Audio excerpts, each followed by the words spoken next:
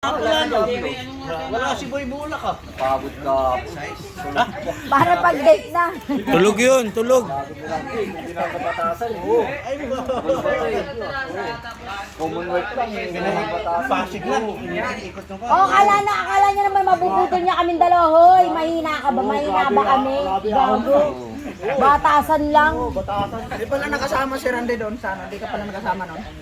Hindi kami lang. Pati si anong kay Tamar yun. Yun yung pumunta tayo doon sa tulay na yun. Yun. Naalala ko na. Oh, yun. Bonsai, maraming. Yung sarado pa.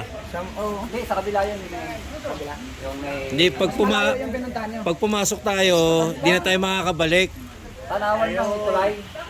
Yung libing nung ano, kapatid ni Kuya Mar, Kuya Chong. Kuya Chong, nung libing nung kapatid ni Kuya Mar, di ba pumunta tayo doon? Ay, nandoon. Sarado pa. Ayun yun, yung pinuntahan nila. Kasama ka ba noon? Wala pa nga, sabi ni Long, wala pa, hindi pa niya daw nakita si Victor D.